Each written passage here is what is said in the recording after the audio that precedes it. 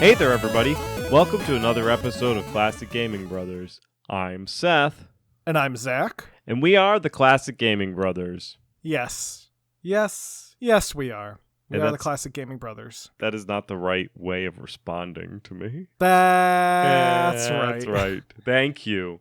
You're welcome. You should put in some fisticuff noises as I come across the desk that we're at. And are you making fisticuff noises with your mouth? Yes, I am. I can't.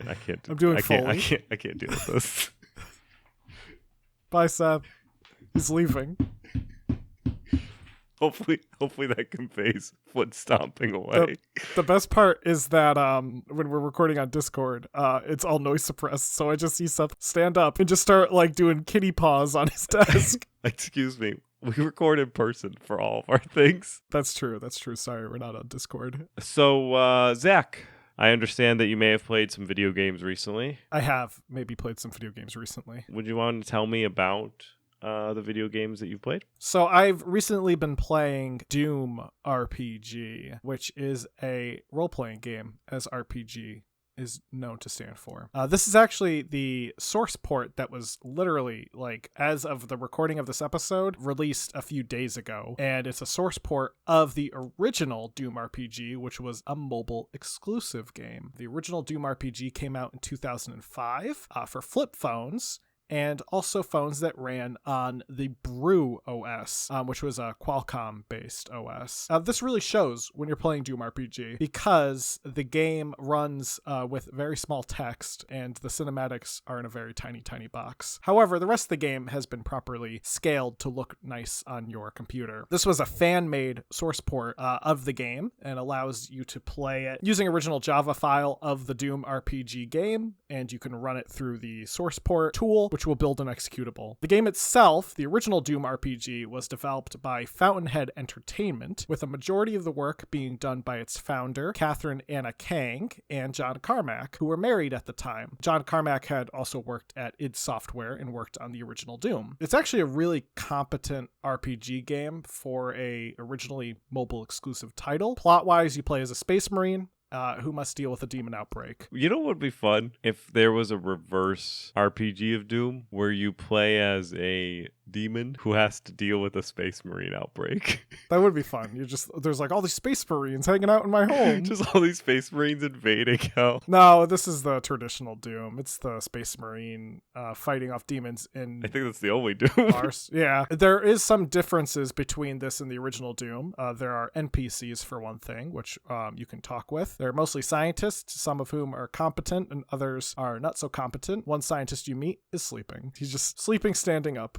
When you talk to him, it says Z. Similar to other RPGs, the action in the game is turn-based. So while you can kind of roam around freely, when you do encounter enemies, it is randomly decided on the initiative based on the amount of enemies in the room, and each enemy will either take an attack move or a single move action. While you are in combat, you are only also provided one move action or one attack if your enemies are in the line of fire. This is a first-person RPG, I should say, so we are playing it from a first-person perspective, but you are kind of locked in the perspective of either facing left, right, forward, or back. So you can't really do like side-to-side strafing or diagonal movements like you could in actual Doom. It is very much kind of like an old dungeon crawler where you are kind of locked moving forward. You can turn left, but you kind of like turn 90 degrees, and you could turn around, you turn 180 directly. However, the enemies also cannot do side-to-side movements or diagonal movements, so they are also locked in the same 90-degree movements that you are locked in, meaning you can actually coordinate your attacks by making sure enemies are either in the line of fire or not in the line of fire, which does help in terms of thinking how you are going to play out your style of combat. So it's got a little strategy mixed in there. It does. I mean, you can certainly try to play it like a Doom game where you just charge in blasting, but you're not going to have a good time because certain enemies will be able to attack you with one attack. They might be able to do multiple amounts of damage by throwing multiple projectiles. Also, you do have to keep an eye on your inventory in terms of your ammo consumption, and you do pick up like money that's dropped randomly so you can buy additional ammo. So when I see RPG in the title of a game, I usually assume the game is a similar to a JRPG? I would say this is more of like a dungeon crawler style RPG of like the old, maybe even the old CRPG of Western RPGs. Like a gold box. Yeah, almost like a gold box with a Doom flair to it. Or the Eye of Beholder more specifically, probably. Yeah. Definitely a bit more of the CRPG style than the JRPG style. It is like a full RPG in the sense that you do level up. You have different stats that you get assigned. When you do level up, you can also purchase additional bonuses to additional stats. So you can purchase like single upgrades to your agility, to your defense, to your attack. There are also a variety of weapons. All of the weapons you might find in Doom: pistol, shotgun, super shotgun, chain gun, rocket launcher, plasma rifle, and BFG are all featured. There's also a fire axe, which is an additional weapon. You can use it to break down doors, and a fire extinguisher, which isn't really a weapon, but you can use it to put out fires so that you can get through certain puzzles. Another cool thing is that weapons are distance-based. So if you fire your pistol 5 or 6 clicks away from an imp, then that imp won't take as much damage as if you are right up against that imp. You also are more prone for misses if you fire at a distance. Some weapons are better at firing from a distance, such as a rocket launcher, which does splash damage, or the plasma rifle, which has pretty good aim. However, you do definitely want to make sure you're coordinating your attack and also making sure you don't cause yourself splash damage if you're firing a rocket next to something that you're standing in front of. I highly recommend downloading the Doom RPG PC port if you are a fan of Doom and are a fan of RPGs. Again, it was something I went into being like, oh, I've heard this is pretty good, but how good can a Doom RPG that made for flip phones really be? And I was like blown away. I ended up committing myself to the entire game and enjoying it. However, I will say it's also a very short game. I mean, it was designed for cell phone usage, so it's not going to be like a 12, 14-hour RPG that you have to sink your life into. You could make it a 12-hour RPG if you played it multiple times. Or badly. It would probably be like a 24 to 48-hour RPG for me. I was just thinking about ignition factor when you were talking about a fire extinguisher and using it as part of the gameplay. I was just thinking of the SNES game Ignition Factor, where you play as a firefighter and use fire extinguishers. That's a fun game. I think there's multiple firefighter-themed Super Nintendo games. Because there was a Japanese exclusive one, I think, just called Firemen. Oh, so that might have been also Ignition Factor. They called it firefighting in... That's what I'm thinking. Yeah, so firefighting is a Super Famicom release. When it came over to the United States, they changed the name to Ignition Factor. Oh no, but apparently there is also a Super Famicom game called The Firemen, which is separate. So there are at least 2 Firemen games. Firemen are cool. I have not been playing Ignition Factor, though. Maybe I will be in the future. I was playing recently We Were Here Forever, which was a game that was developed by Total Mayhem Games and released just in May of 2022. It is a co-op puzzle adventure game where you journey through a series of puzzles with a friend. I've been playing with my friend Ryan, who we also played The Forest with. We have some YouTube videos. He's actually, if you go to our Twitch channel, which we know we haven't been active in for a million years, there should be some video on demand, and if they're not, they're on our YouTube channel, which is at Classic Gaming Brothers. And we played some fun games with Ryan, including The Forest and also Generation Zero, where there's some fun screen caps that I think are permanently around, and one of them is Zach, I think, setting off a bunch of bombs. Yeah. While we were playing Generation Zero. We were trying to, in my defense, we were trying to set a trap for the robots. Oh, we were setting a trap for robots. We found a giant propane tank, so I laid some explosives down, and we put on some kickin' 80s music. Yeah, then we were dancing and then we exploded. And then I shot at the propane tank. and then we all died. Anyway, Generation Zero nor The Forest are what We Were Here Forever is. We Were Here Forever is a co-op puzzler where you go through multiple puzzles with your friend and try to solve them. Sometimes the puzzles are you can't see what the other person sees, so you have to describe it badly. You can use the in-game voice where it's a walkie-talkie, so you have to go like breaker, breaker, this is what I'm seeing. Ryan and I, we cheat and we just use Discord and we don't talk to the in-game voice. But we do describe things poorly to each other, and then we try to solve puzzles. However, in We Were Here Forever, there have been some puzzles that you solve together in the same room with each other, which is unique because all the previous games you were generally split from the other person, and you were in your own room solving your own puzzles with guidance from the other person because they would have the solution to your puzzle. We Were Here Forever has some puzzles where the solution is not immediately evident to both people, and you have to work together to solve it, which is kind of cool. I've been really digging it, and I'm looking forward to continuing my journey with Ryan through it. I do have to say that the game does require you have at least one friend, and I believe you have to both own the game. Ryan and I just bought the game. It was on sale, so we got it. They're not incredibly expensive. I think they're all under $20, and there's a few of them. There were like We Were Here Together, We Were Here Forever, We Were Here some other thing. They're usually together, forever, some other adjective. Anyway, We Were Here Forever. Great game, but not the game that we're going to be talking about today. No, the game we're talking about today is also a good game. We're also talking about technically two games today. We are talking about Super Mario Brothers 2, both versions. Seth, do you have any memories of Super Mario Brothers 2? I do.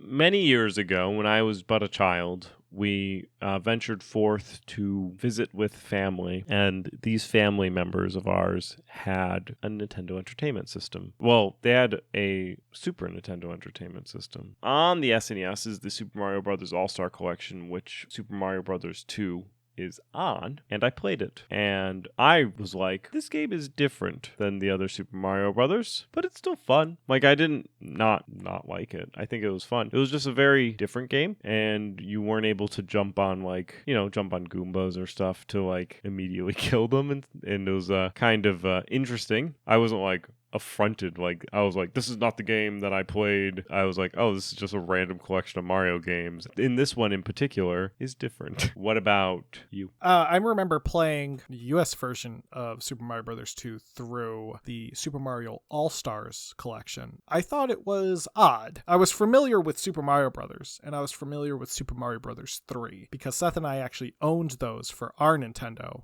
Super Mario Brothers 2, however, I was like, oh, this is kind of odd. You like pick up things and you throw things. And then I was also confused because in the All-Stars collection, there was this thing called Lost Levels. And I was like, well, there's also Lost Levels? What are these? And why is this a thing? It took me many years until I actually realized they were connected. But anyway, Super Mario Brothers 2 is the sequel to Super Mario Brothers, which Seth and I have not talked about, despite the fact that we are brothers, and I think we're pretty super, but we're not Mario. The first game was released in 1985 for the Nintendo Famicom, and a release soon followed on the NES in Europe and North America, and it was, without a doubt, very popular. The game was actually considered a killer app for the NES, and was one of the reasons people bought the NES in the first place, as it was a pack-in title. In Japan alone, it grossed over $72 million in 1985, which adjusted was $181 million today, and it would go on to sell 40.24 million copies worldwide, and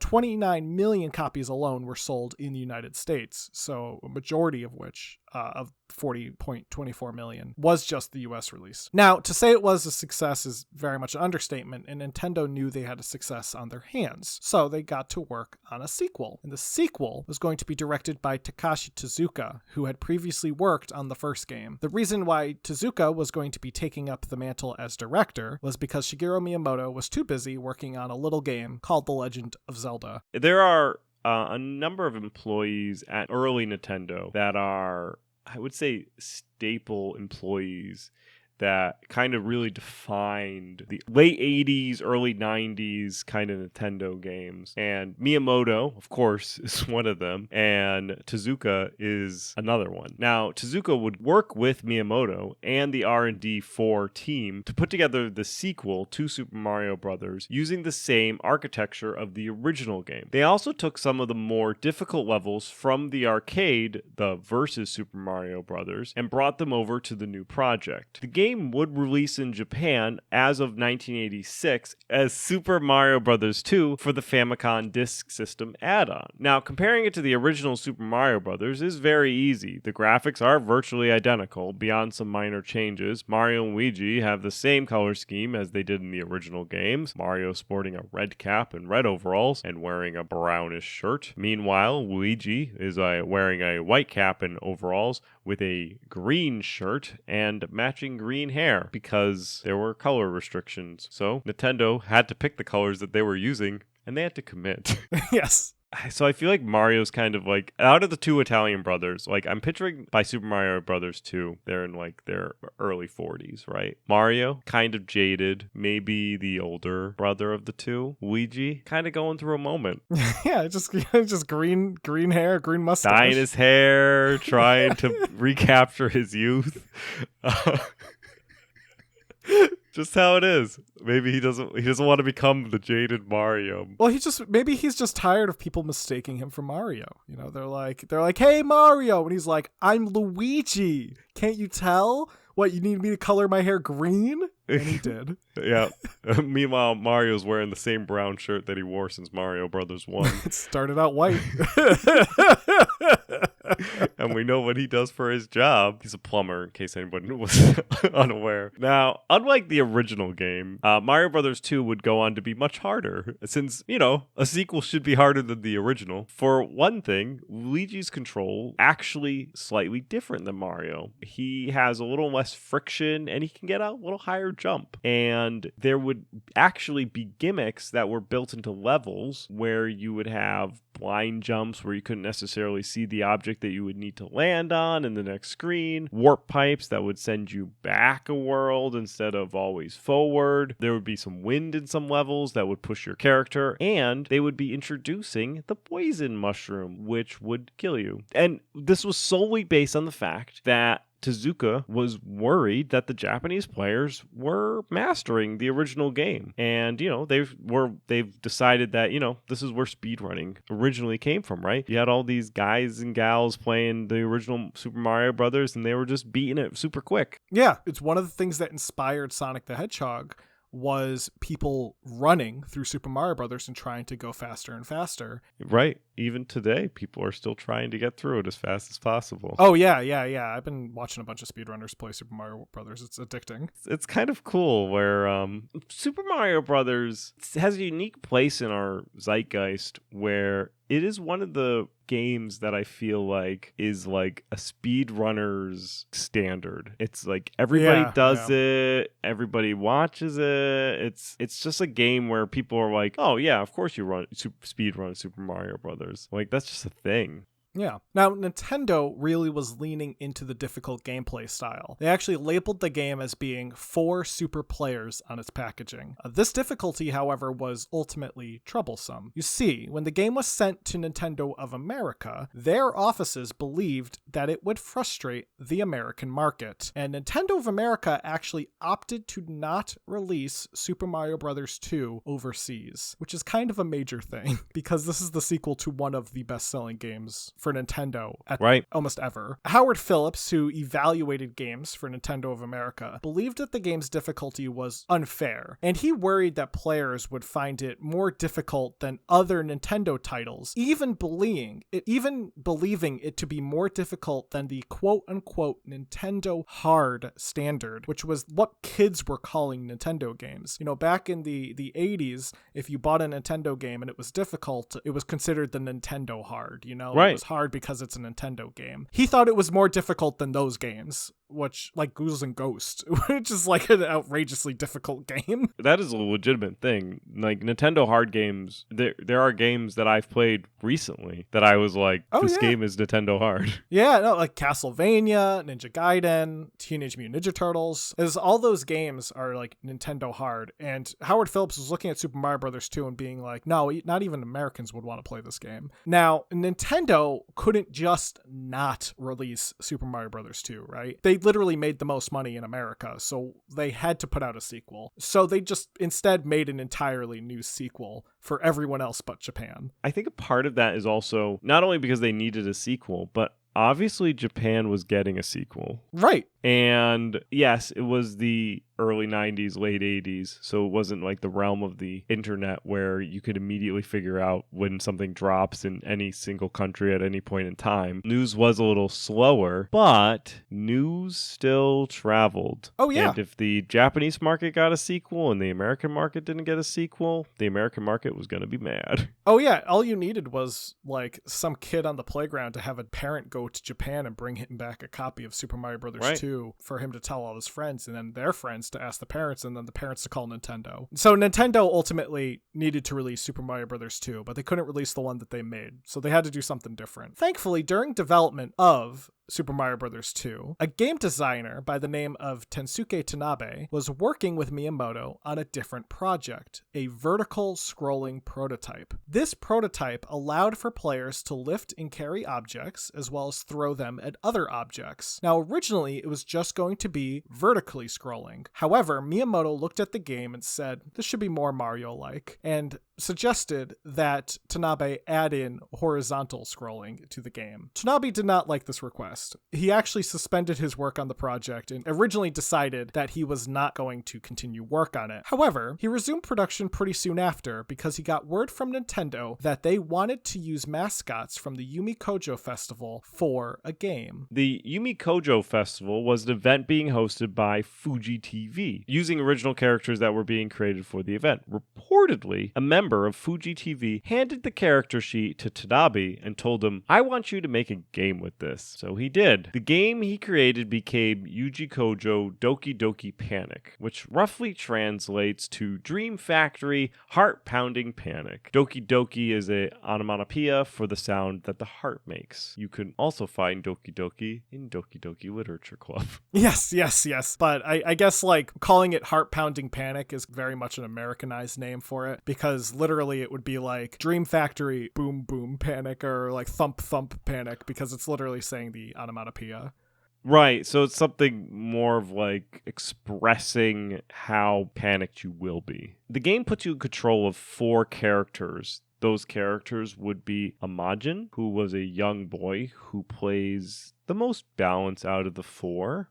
Mama, who is Imagine's mother, who can jump higher than her son and has a very slight hover at the top of her jumps. Is this starting to sound familiar to anybody? There is Lena, who is Imagine's girlfriend, who is slow in terms of her movement, but can hover briefly. And Papa, the strongest of the characters, who can run fast but has low jumps. The characters themselves were designed against an Arabian Nights theme, with Imagine and Papa wearing turbans. The rest of the characters in the game were created directly by Nintendo for the project. The game itself tied into the festival, with masks in the game being connected directly to the masks that were featured in the festival. The plot of Doki Doki Panic follows the 4 characters being pulled inside of a storybook, which contains the dream world of Mu. In Mu, the people of the world have created the dream machine, so that they can always have peaceful dreams. However, the evil Mamu, who is a giant frog-like creature who hates vegetables, stole the dream machine and began creating monsters. The 4 characters are pulled inside the storybook after 2 young twins, Pokey and Piki,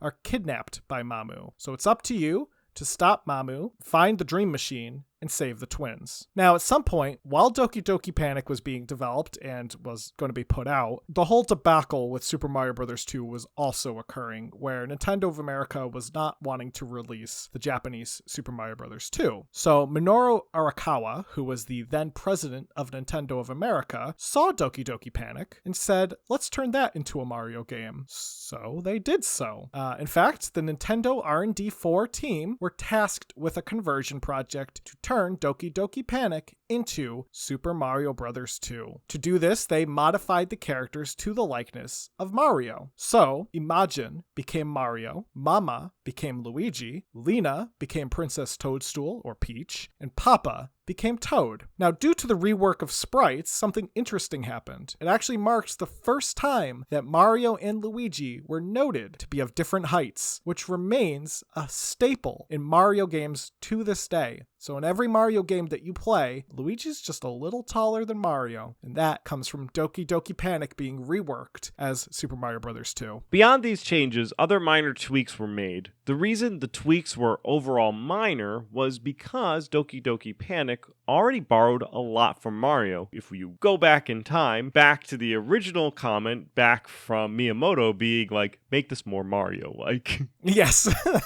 The invincibility item in the game was the Starman from Mario. A lot of the sound effects were from Mario. There were warp zones, and the soundtrack was composed by Mario composer Koji Kondo. Some changes were made to the gameplay, however, in the conversion, such as removing the requirement of completing the game with all 4 characters. They also added the ability to run by holding the B button, and other minor graphical changes were made, such as turning a mask that could slide across the ground into a Koopa shell and replacing heart pickups with the Mario mushroom. The story also changed. Mario has a dream where he sees a mysterious staircase that leads him to the dreamland of Subcon, which is ruled by the tyrant Wart. He wakes up and tells Luigi, Toad, and Princess Toadstool of his experience, and to his surprise, they don't say that he's crazy, but instead say they all had the same dream too. And so they decide to go on a picnic, because why not? And while they go on that picnic, they discover the mysterious staircase inside the cave, and at the top, they enter the world of Subcom through a magical doorway. Tossed into the new world, they must now defeat Wart. Also, since they go up this mysterious staircase and they go through a magical doorway at the top, that's why in the beginning of the frickin' game, you start at a door that's just sitting out in the middle of the sky and you fall. And you drop, Yes, and you drop. And dropping and that scrolling effect is unique for a Mario game at this time, and unique for an NES game as well. This vertical scrolling was something that was pretty cool and pretty unique, and that's why they kind of immediately introduce it in the first, like you walk in and there it is, vertical scrolling. I think what's kind of cool is this is also one of the first Mario games to have a really intricate plot, if anything. I mean, the original Mario Brothers has a pretty basic plot. Koopa has kidnapped the princess. You must save the princess. But there's really not a lot of like details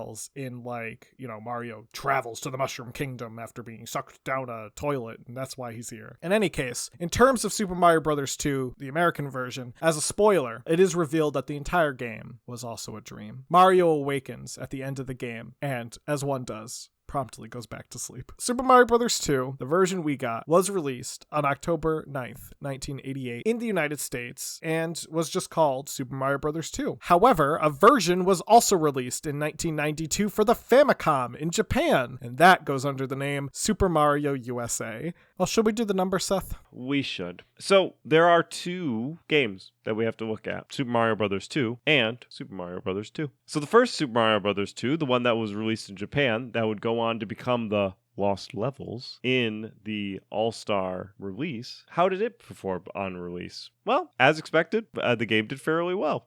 Sold about 2.5 million copies in Japan. Critics viewed the game as an expansion of the original, though noted the difficulty that was presented as being a challenge. The 2010 book, 1001 Video Games You Must Play Before You Die, states the game is familiar and mysterious, but also simply rather unfair. So if you are a speedrunner who has really beaten out the original Super Mario Brothers and you're interested in a challenge, check out Super Mario Brothers 2, and for us it would be the Lost Levels. Or you can just find the Japanese version. Yeah. And it does not require translation because it's a Super Mario Brothers game. All the text is also already in English, so right. Where it says Mario, it just says Mario, so. Right. Yeah. So it's really just you don't need the Lost Levels version to play it. You can just find however you find, maybe a ROM, who knows. Yeah. I mean, there are like reproduction copies of the game that will run on NES hardware, and if you have a disc system, you can certainly play it on the disc, because I'm pretty sure the disc is like a $20 disc. So also, I'm like pretty sure it's on Switch Online. All Stars is for sure, but I know Switch Online has Japanese Famicom like FDS releases, so I'm pretty sure it's there. Anyway. Oh, Doki Doki Panic. Yeah. Was released for a festival. Yes. Did they go on to release it commercially? Oh, yes, it was. Did it sell well? So the like articles I could find were Japanese sourced articles that I had to translate using Google Translate into English, and I didn't see any sale information on those articles. So it's very possible that people bought the same game twice, just with a Mario skin. Yes, very true. Like, because they could have bought Doki Doki Panic when it came out as Doki Doki Panic, and then when they brought over Super Mario Brothers, the US version, they bought that thinking it was a different game, and then found out that it was Doki Doki Panic in disguise. Yeah, it was like a slightly easier version of Doki Doki Panic because it has a run button now. And you don't have to beat the game 4 times. Nintendo is the king of selling the same game twice. And making bank. Anyway, for the US release of Super Mario Bros. 2, it was also a success. The game was a top-selling cartridge in the US for 14 consecutive months, which is impressive, because that is more than a year. And with games coming out pretty regularly, maintaining at one of the top spots for over a year is a pretty strong sticking power. By 1990, the game had sold 3.5 million copies in the US and 7.46 million worldwide. To date, it is the 4th highest selling game ever released on the Nintendo Entertainment System. It is also the best selling standalone Nintendo Entertainment System game that was never a pack-in game. So that's impressive. Literally, this was the other game that people bought for the NES. Right, yeah. You bought an NES, came with Super Mario Brothers, you played Super Mario Brothers, you beat it, and you said, man, I want some more Super Mario Brothers. You went to the store, you bought Super Mario Brothers 2, and you probably went, this is different.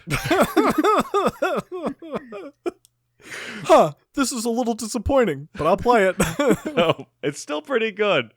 And then Mario Brothers 3 came out, and you're like, wow, this is probably the greatest game ever. Now, despite the difference in gameplay, the game actually was received pretty positive reviews from critics during the time. Ace Magazine scored it a 910 out of 1,000, which seems unnecessary. Super weird scoring system. Yeah, apparently Ace really wanted to make sure that their numbers were very large. CVG gave it a 97%, and the Games Machine scored it a 92%. So overall, an A game by Nintendo that was really just a reskin of a game they already released. Now, in terms of legacy, the Japanese Super Mario Bros. 2 later would have some of its assets reused for a special tie-in game called All Night Nippon Super Mario Bros., which was a tie-in with the Japanese radio show All Night Nippon. This is a entirely new Mario Bros. Game that features Japanese idols, recording artists, and DJs as various enemies and items to collect. It is a very weird thing to exist. It had a very limited run, and it is one of those examples of Nintendo like partnering with some random company and being like, let's make a game together, and selling it in limited quantities. The Japanese version also received its first release in the United States through the Super Mario All-Stars collection under the name The Lost Levels, as we alluded to. This version was given a 16-bit makeover to match the Super Nintendo, and minor alterations were made to the game's collision mechanics. The US Super Mario Bros. 2 left a deeper impact on the Mario universe, one that you can still see today. Characters like Birdo, Shy Guy, Pokies, and Bob-ombs that are all mainstays in the Mario universe got their start in Super Mario Bros. 2, and they're still in the Mario universe today. These were also characters that all originally appeared in Doki Doki Panic. These weren't added for when the Mario conversion happened. Things like Luigi's hover that he can do when he jumps, or Princess Toadstool's ability to hover mid-air, also retained in future games. Outside of this, the game was also included in the Super Mario All-Stars, and a special Japanese exclusive version of the game was aired as part of the Satellaview satellite program in Japan with an accompanying audio drama and a brand new soundtrack. So here's the wild thing to me. Japan got all these cool things with their Satellaview program. That's the US version of the game that we did not get those cool things with. It wouldn't have sold. No, it wouldn't have. People don't want audio dramas to go with their games. No. I do think it's fun, though. So if you buy the Japanese version of Super Mario All-Stars, which I own, it's like a few bucks cheaper than the US release, so that's why I got it. They do call Super Mario Bros. 2 Super Mario USA and have Lost Levels as Super Mario Bros. 2. So they swap it for you within the menu, which is kind of a fun little thing to see. Super Mario Bros. 2 was also re-released as a launch title for the Game Boy Advance as Super Mario Advance. This also included voice acting and other graphical changes. It's more closely based on the All-Stars version, but they did also make some minor tweaks to the palette to accommodate for the fact that the Game Boy Advance has a terrible lack of backlight, so they made the game slightly brighter looking, which was a smart choice. And yeah, it's also available on Nintendo Switch Online, and you can find it in a million different places. So that was our Super Mario Brothers 2 episode. I'm sure we'll eventually get to the original Super Mario Brothers. Maybe we'll do Super Mario Brothers, then we'll go to Super Mario Brothers 3. Who knows? Super Mario Brothers 3 is wild. It was promoted using the movie The Wizard. We'll get there. Don't worry, folks. Anyway, we're going to get into our Retro Rewind segment. That's right. The Byway Pass is still on vacation. This thing... It takes more vacations than I do. And what's off the whole summer? Maybe it's having a baby. The Byway Pass Junior. Again, the Retro Rewind segment is just a segment Seth and I do where I have given Seth a retro game. He's given me a retro game, and now we're going to talk about said retro game. Wait, before we get into this, we want to do a new thing at the end of the Retro Rewind. We're adjusting it slightly due to some listener feedback. A dedicated listener to the show, who will remain nameless.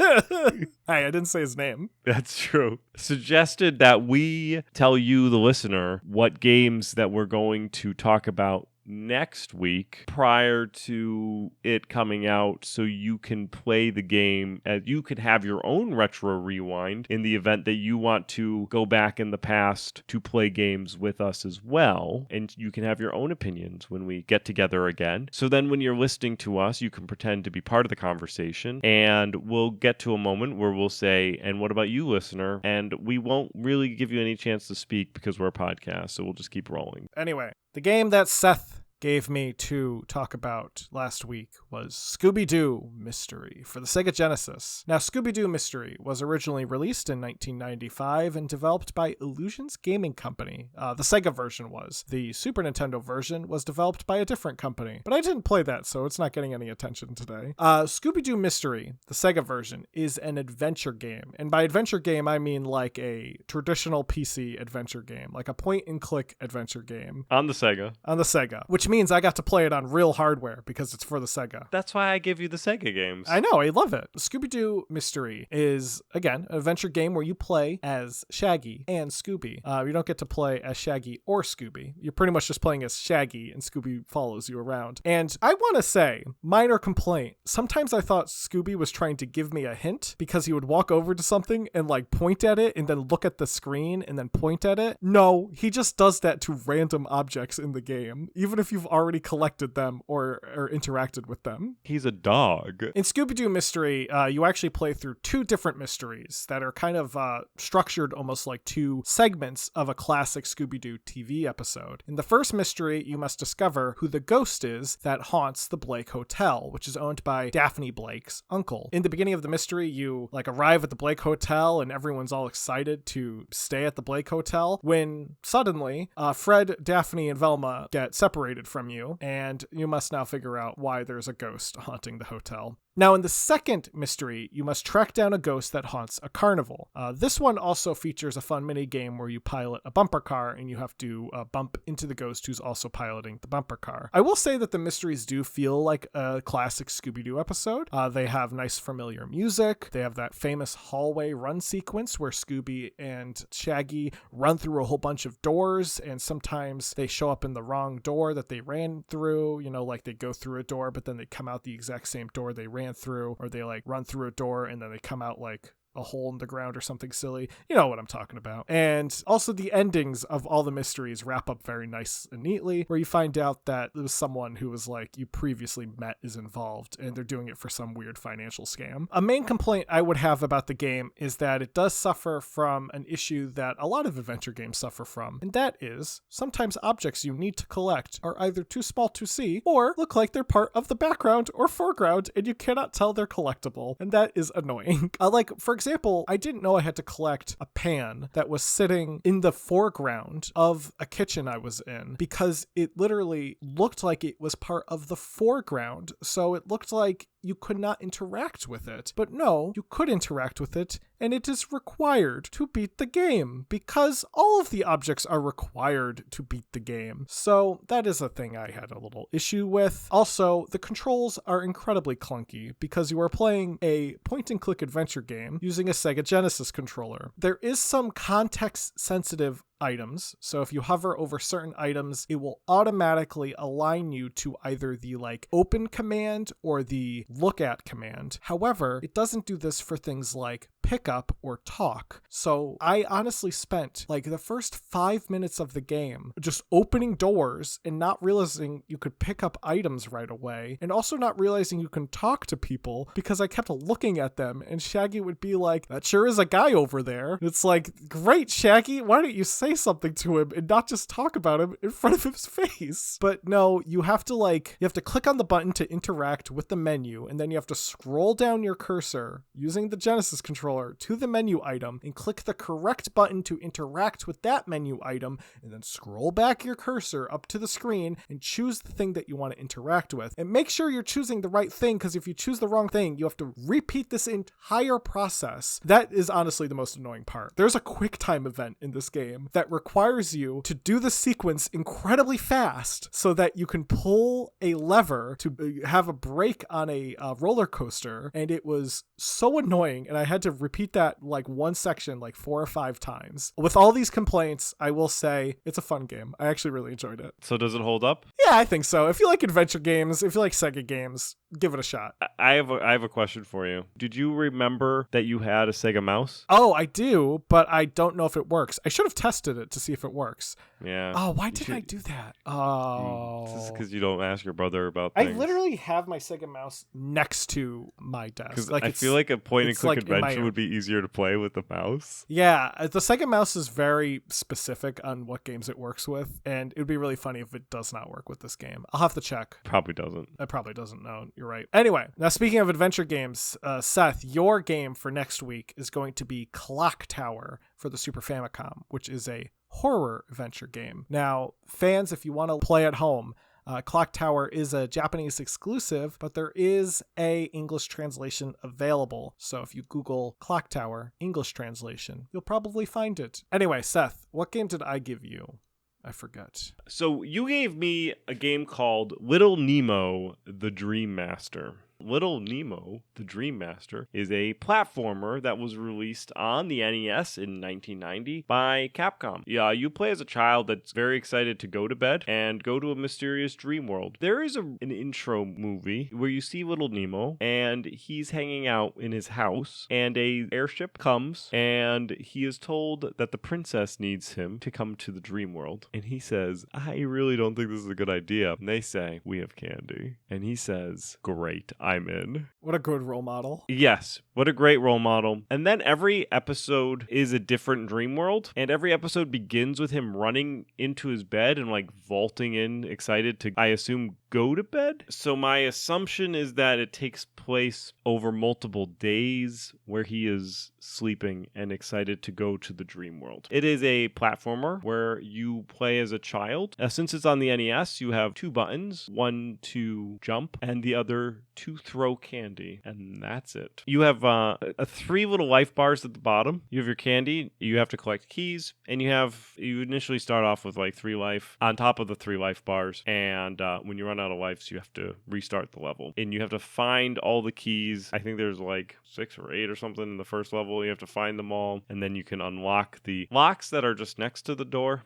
They're just like a stack of locks. I got a lot of Z2 vibes while playing this game. So, which Zelda 2 vibes for everyone on the NES. That's what I got a lot of vibes when I was playing this game. It has a score of music that is fun the first couple of times you hear it. Then it repeats multiple times, as in infinite times. So it ends up being a little bit annoying. You also can't throw candy too particularly far, and everything will kind of hurt you pretty immediately. You also are told by some strange rabbit dream creature that if you feed candy to monsters, you can do stuff with them. Not all monsters can be fed candy, and it's not immediately prevalent which ones do feed candy to. And so I spent a lot of time figuring out which monsters can eat the candy, and then you feed them till they go to sleep, and then you climb inside them or on top of them, and then either use them as a riding device or you use them as a suit, depending on the animal. There is a frog that you climb inside of, and you essentially use him as a frog suit, and then he disappears when you're discarded him. While you're a frog, you can jump extra high, as frogs do, and you can kill enemies that you otherwise couldn't kill, which is convenient. You'll need the frog suit to find all the keys, as will you need to discard the frog suit to take over a mole suit, where you are allowed to dig, but you are not allowed to jump. You are only allowed to dig. Also, the mole can't kill anything. It really, apart from digging, kind of useless. And then there is a gorilla suit, which this animal you ride. The mole and the frog you possess, but the gorilla you ride on, and the gorilla will take you up trees. And that's all it does for you. Well, that's nice of that gorilla. The game is Nintendo hard, as we discussed earlier. I made it through middle of the second level where I was like, I'm done with this. The graphics are really nice, though, for Nintendo era, and it plays well. So if you're in for a hard platformer, then this might be it for you. Getting to understand the game and how it works is kind of half the battle. It is a more cutesy game, so I imagine that people who bought this game because it was cute and they wanted to give it to their child were disappointed when it was very difficult. In fact, many of its reviews at the time came out and said, this game is really tough, and it almost feels like it was a little mismarketed in regards to, hey, play this cute game. Also, it's basic and it is difficult. Does it hold up? That's a good question. Is it the best platformer on the NES? No. If you have played through all of the platformers on the NES and you want to play some type of collecting, platforming type of game, will it scratch that itch because you haven't played Little Nemo? Maybe. Yeah, sure. If that's what you're into, you don't need to run out and get the game based on my recommendation. I want to make a clear note that this is not a bad game. It is a game of its time. I think it holds up as that it's still playable and is nice looking, but it's not like the Quake expansion, X-Men Ravages of the Apocalypse, which is just a horrendous game. Little Nemo actually has redeeming qualities. So, does it hold up? Not really. But if you're in for a platformer NES game, check it out. Next week, Zach, I want you to play An American Tail, Fievel Goes West for the SNES. Why do I want you to play this? Why not? Hey, it's a mascot platformer. You should have a lot of fun. I should. Now, if you want to reach out to the Classic Gaming Brothers because you want to tell us all about the retro games that you like, you can email us at classicgamingbrothers@gmail.com. Or if you want to reach out to us to let us know how you already knew all this information about Super Mario Brothers 2, because it's been done by every YouTuber and podcaster, why don't you send us a Facebook message, a Twitter message, or reach out to us on Twitch or Instagram. Now, our Facebook, Instagram, and Twitch are all Classic Gaming Brothers, but our Twitter is CG Brothers Pod. So those are the things you can do to reach out to us. Make sure to like us, subscribe, and do all those things. And also leave us a comment and a review if you can on apps like iTunes and such like that. We are available on all the major podcasting applications, so be sure to rate us and leave us, friendly remarks and all those good things. We'll be very happy to see it. And also, yeah, that's it. I don't have anything else. Seth, do you have anything else? Don't play games like my brother. And don't play games like my brother. I've been Seth. And I've been Zach. We've been the Classic Gaming Brothers. That's right.